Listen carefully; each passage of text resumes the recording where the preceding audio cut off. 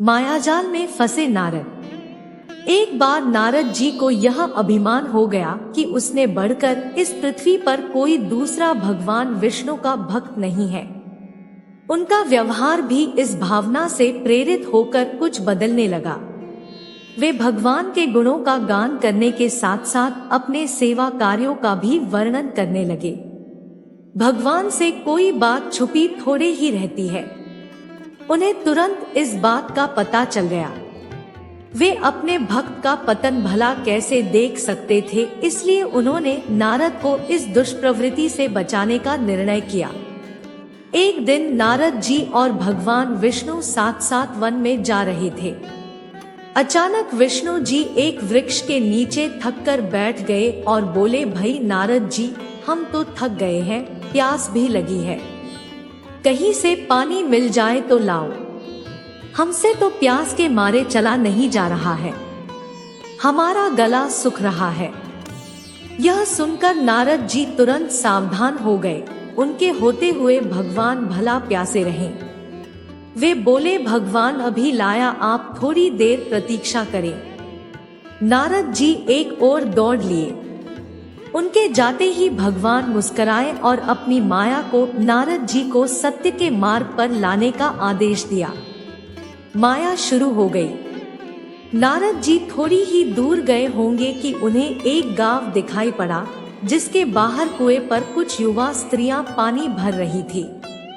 कुएं के पास जब वे पहुंचे तो एक कन्या को देखकर अपनी सुध-बुध खो बैठे, बस उसे ही निहारने लगे।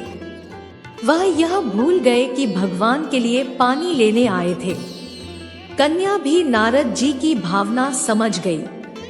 वह जल्दी जल्दी जल से घड़ा भरकर अपनी सहेलियों को पीछे छोड़कर घर की ओर लपकी। नारद जी भी उसके पीछे जो लिए। कन्या तो घर के अंदर चली गई, लेकिन नारद जी ने द्वार पर खड़े होकर नारायण नारायण का अलख जगाया। गृहस्वामी नारायण का नाम सुनकर बाहर आया। उसने नारद जी को तुरंत पहचान लिया। अत्यंत विनम्रता और आदर के साथ वह नारद जी को घर के अंदर ले गया और उनके हाथ पैर धोकर स्वच्छ आसन पर बिठाया तथा उनकी सेवा सत्कार में कोई कमी न छोड़ी। उनके आगमन से अपने को धन्य बताते हुए गृहस्वामी ने अपने योग्य सेवा के लिए आग्रह किया। नारद जी बोले, आपके घर में जो आपकी कन्या जल का घड़ा लेकर अभी अभी आई है, मैं उससे विवाह करना चाहता हूँ। नारद जी की बात सुनकर गृहस्वामी एकदम चकित रह गया, लेकिन उसे प्रसन्नता भी हुई कि मेरी कन्या एक ऐसे महान योगी तथा संत के पास जाएगी। उसने स्वीकृति प्रदान कर दी और नारद जी को अपने ही घर में रख लिया। 2-4 दिन पश्चात शुभ मुहूर्त में उसने अपनी कन्या का विवाह नारद जी के साथ कर दिया तथा उन्हें गांव में ही उतनी धरती का टुकड़ा दे दिया, खेती करके वे आराम से अपना और अपने परिवार का पेट भर सके। अब नारद जी की वीणा एक खूंटी पर तंगी रहती, जिसकी ओर उनका ध्यान बहुत कम जाता। अपनी पत्नी के आगे नारायण को वे भूल गए।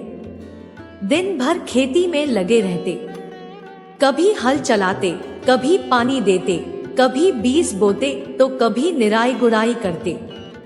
जैसे जैसे पौधे बढ़ते उनकी प्रसन्नता का पारावार न रहता। फसलें हर वर्ष पकती कटती, अनाज से उनके कोठार भर जाते। नारद जी गांव के एक संपन्न किसान माने जाने लगे।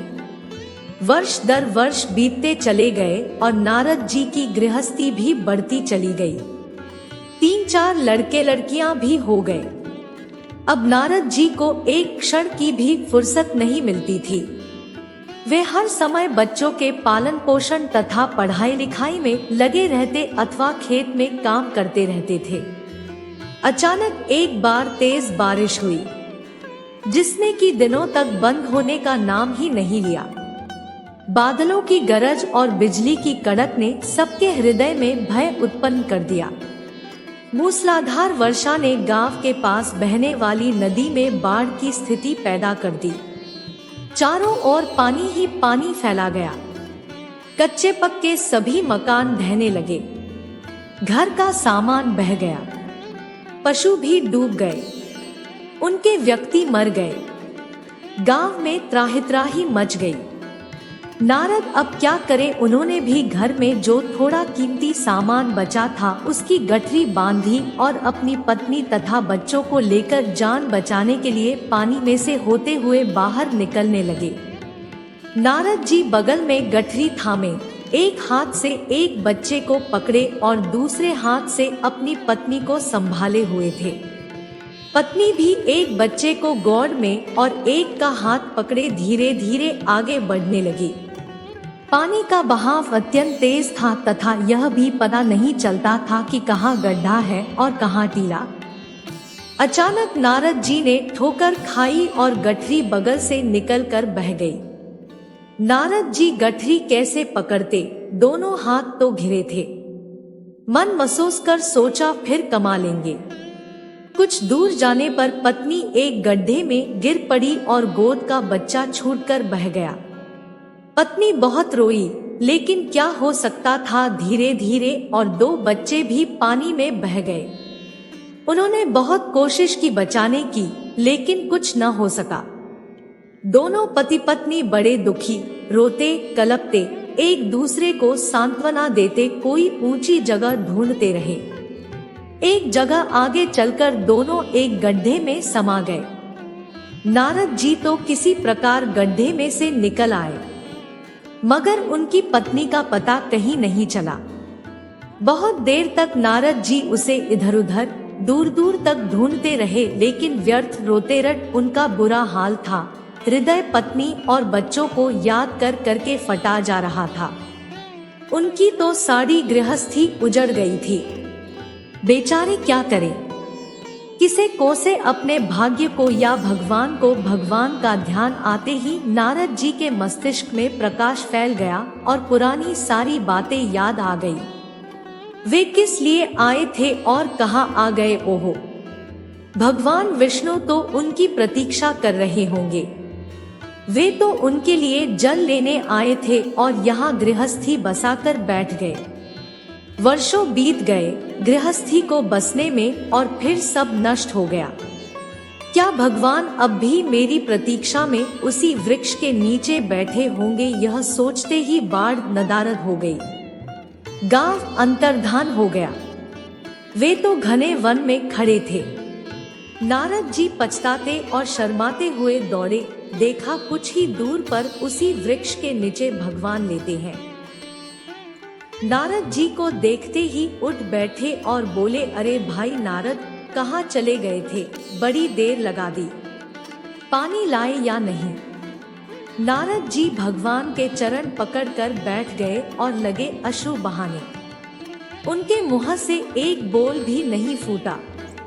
भगवान मुस्कुराए और बोले, तुम अभी तो गए थे, कुछ अधिक देर थोड़े ही हुई है। लेकिन नारद जी को लगा था कि वर्षों बीत गए। अब उनकी समझ में आया यह सब भगवान की माया थी, जो उनके अभिमान को चूर चूर करने के लिए पैदा हुई थी। वे सोचने लगे, उन्हें बड़ा घमंड था कि उनसे बढ़कर त्रिलोक में दूसरा कोई भक्त नहीं है। लेकिन एक स्त्री को देखकर वे भगवान को भूल गए। उसको पछतावा होने लगा और उनका घमंड जरा सी देर में ढेर हो गया। वे पुनः सरलता और विनय के साथ भगवान के गुण गाने लगे। आशा करती हूँ कि आपको यह वीडियो पसंद आई होगी। यहाँ तक बने रहने के लिए शुक्रिया। ऐसी ही और वीडियो देखने के लिए हमारे इस चैनल ज्ञान की गंगा को सब्सक्राइब करें। धन्यवाद। हर हर महादेव।